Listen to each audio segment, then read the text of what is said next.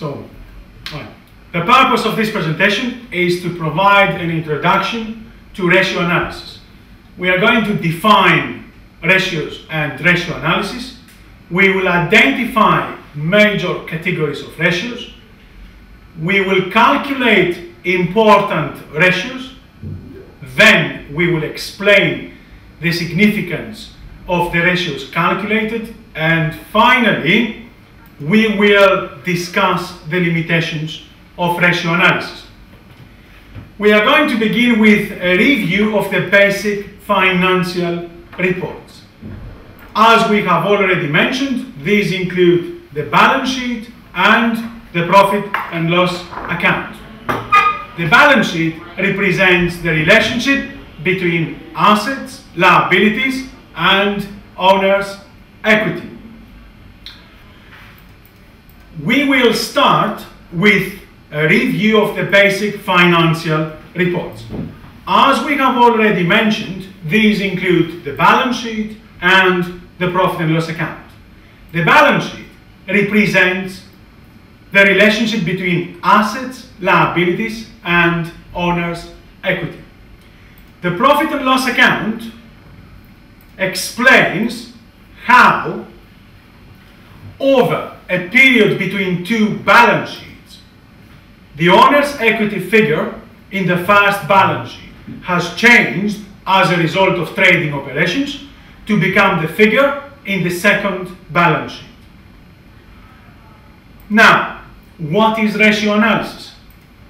We have all heard of experts who can take a company's financial statements apart in minutes and find any hidden secrets in them. Ratios describe the relationship between different items in the profit and loss account, the balance sheet, and sometimes the cash flow statement. Let's look at an example. The gross profit margin ratio, or gross profit ratio. It expresses the relationship between gross profit and sales. It presents the gross profit as a percentage of sales. In this case, we can see that the gross profit is 40% of sales. So ratios are normally expressed in the form of a percentage or a factor. They are important barometers of a company's financial position. Now, who are the users of accounting information? These include investors. Financial institutions and ordinary investors need to make decisions about buying and selling company securities. Company managers need to assess company performance against competitors and previous years. Financial institutions, such as banks, need to make decisions about whether to lend to or finance a company. Now, ratios can be grouped into categories. Each category reflects a particular aspect of financial performance. The following categories provide a useful basis for explaining the nature of financial ratios. The first category is the category which includes profitability ratios. The second includes efficiency ratios. The third, liquidity ratios. The fourth, gearing ratios. And finally, the last category includes investment ratios. Now, let's look at profitability ratios. We use profitability ratios in order to assess a company's ability to generate profits. The first ratio in this category is the net profit margin ratio, or net profit ratio. It expresses the profit before interest and tax as a percentage of sales. In this case here, we can say that the profit before interest and tax is 5% of sales. The next ratio in this category is the gross profit margin. Again, it expresses the gross profit as a percentage of sales. Finally, the return on capital employed. This is a very, very important ratio. It is a popular measure of management efficiency. It tells how much profit a company generates for, let's say, each euro of assets that it manages. Therefore, it demonstrates how well the management has utilized total assets. You just express a company's net profit before interest and tax as a percentage of the capital the company has used or the company has employed, which is both equity and debt. The next category includes ratios which examine the relationship between short-term assets and short-term liabilities. The first ratio is the current ratio, as you can see. So if we assume that the value of your current assets is 735 and the value of your current liabilities is 400, then your current ratio is 184 to 1. That means that for every one, let's say, pound of current liabilities, you have 1.84 pounds of current assets. So it answers the following question. Are short-term assets adequate to settle short-term liabilities? In other words, it shows the company's ability to pay current liabilities out of current assets. Now, the thing is that stock may not be turned into cash easily. So what do? We exclude stock. If there are difficulties, a company's stock may not sell. So the acid test ratio places emphasis on the most liquid assets. It shows the extent to which a company's most liquid assets cover its current liabilities. The next category includes efficiency ratios. These are concerned with efficiency of using certain assets or resources. The first ratio is the average stock turnover period.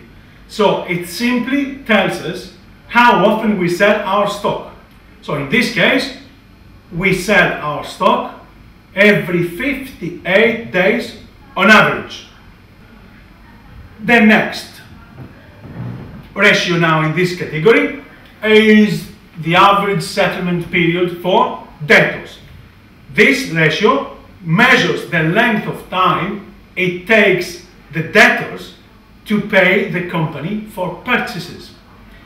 So it should normally be compared with the normal credit period for the industry and with the next ratio, which is the average settlement period for creditors.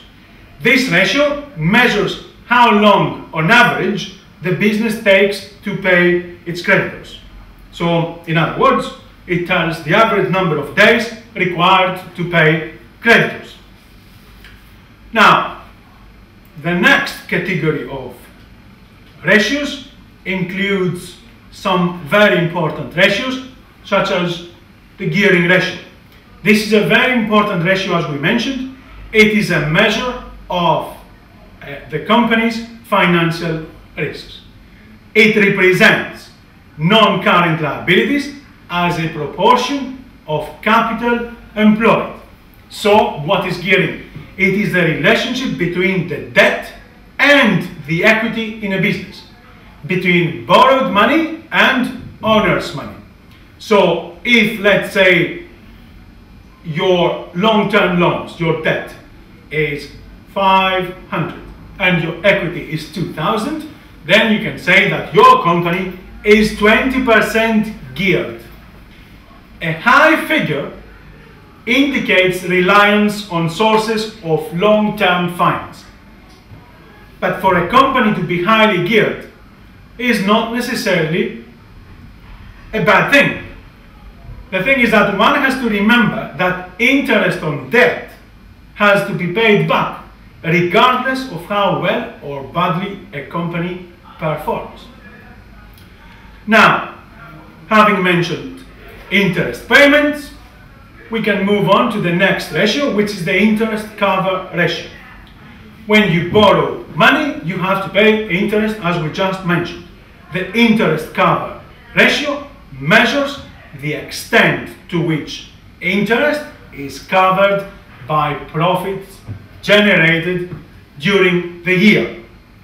So we can see that the interest that you have to pay is, let's say, 50, whereas the profit before interest and tax is 200. That means that your profit is enough to cover the interest payments 4 times. The next category is the last one. It includes investment ratios.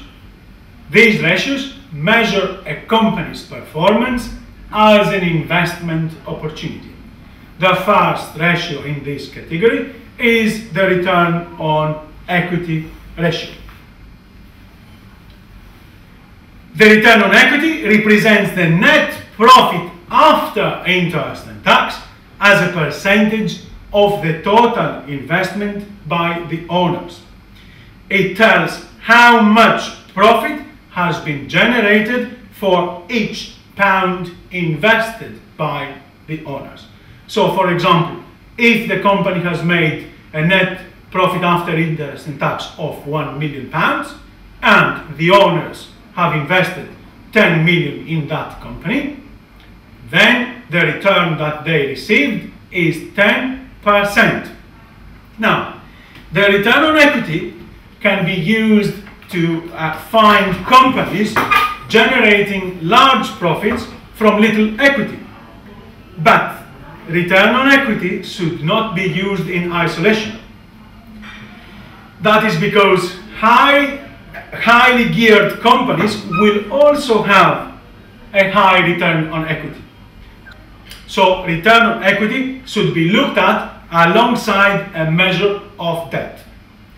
Finally, the last ratio is the EPS ratio, or earnings per share, which indicates how much profit has been earned by each individual share.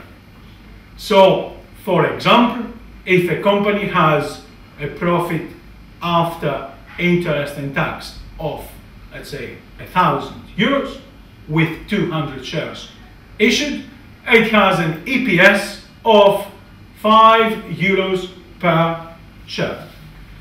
Now, as you can see, ratios offer a quick and useful method of analyzing the performance of a business. However, ratio analysis has its limitations and problems. So these problems relate to the static nature of the balance sheet. So we know that the balance sheet shows the position at a particular point in time of the business's assets and claims. So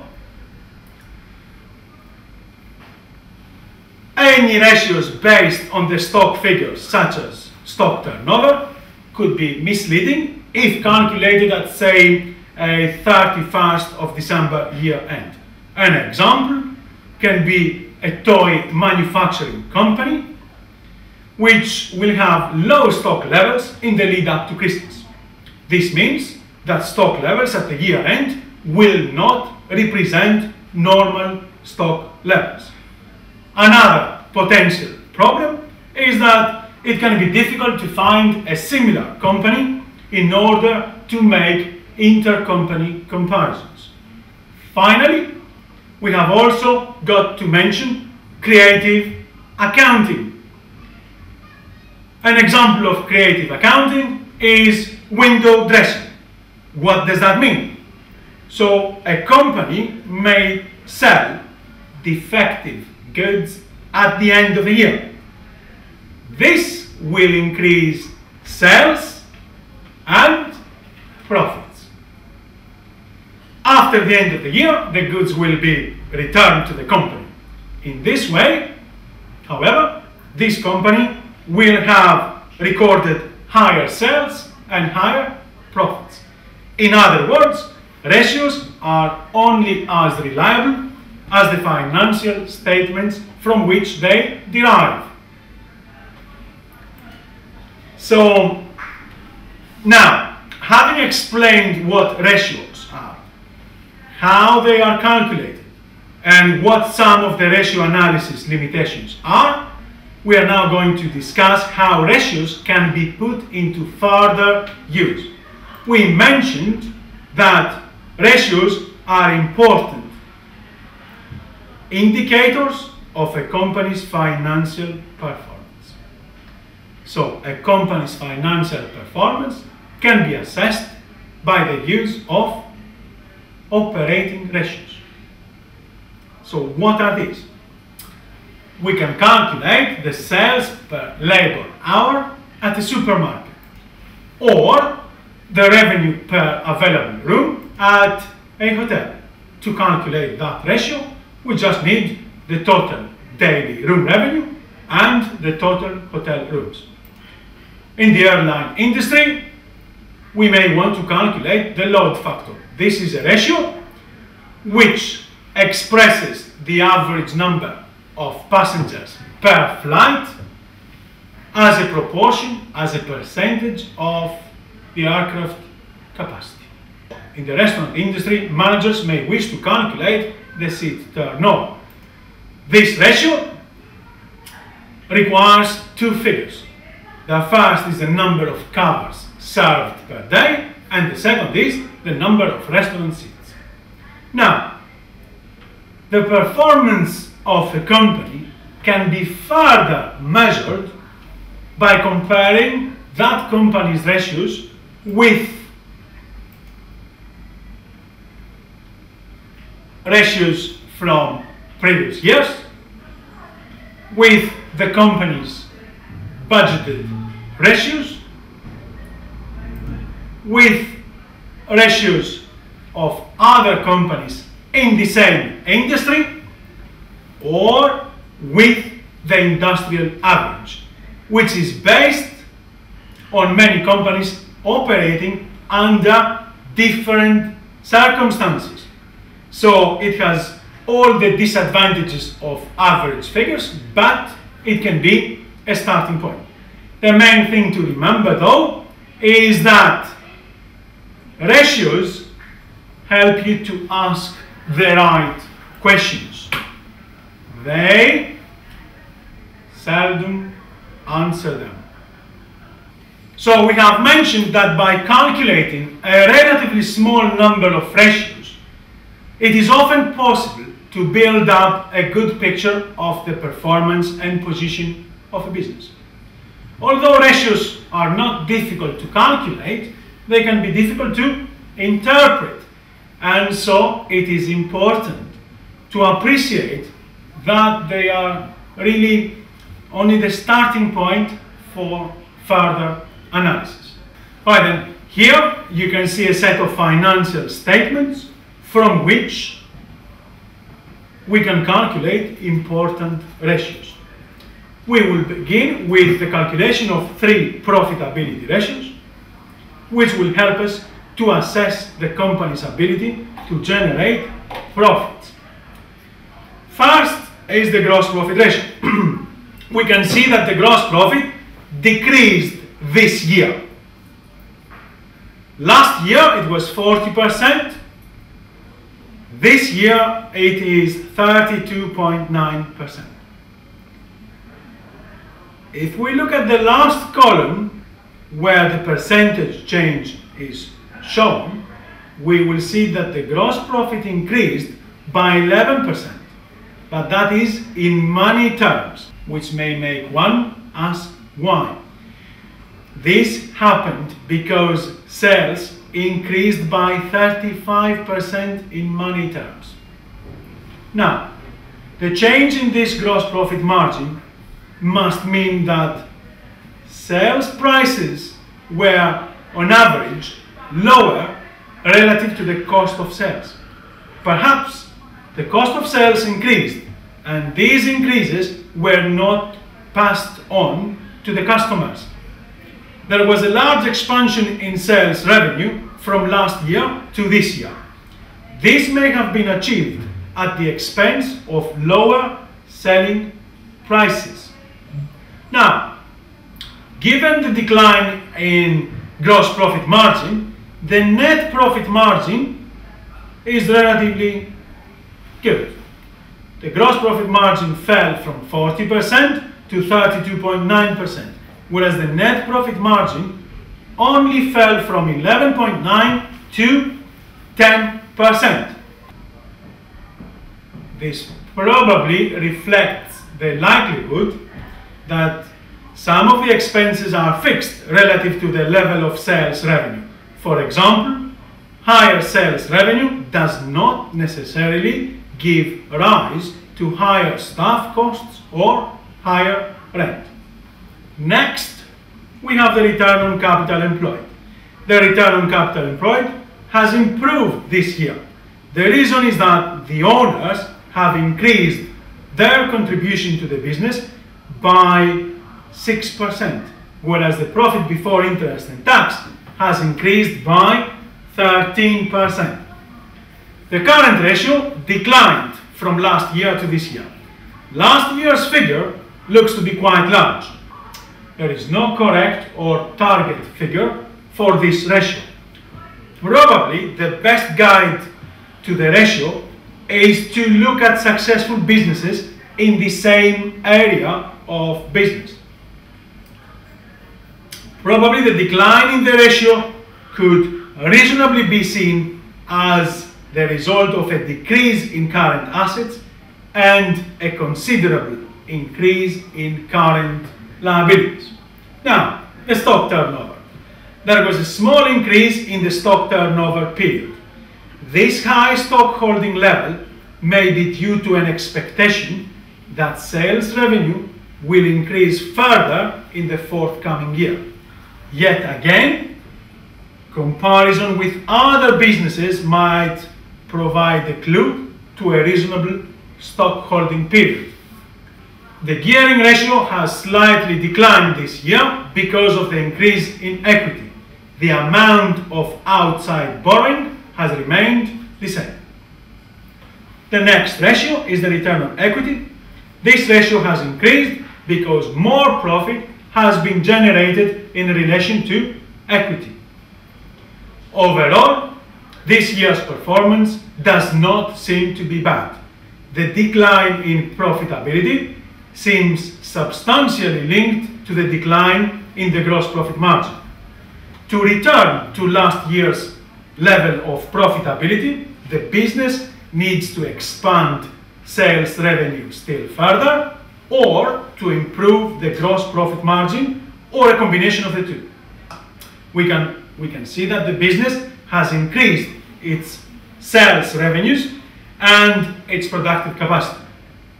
That is, its fixed assets. It seems that the company is expanding. However, we need further qualitative information, as this analysis is based on ratios only. We do not know what industry this business operates in. We do not have information about the competitors of this business, and we do not have information about the quality of the management team of this business.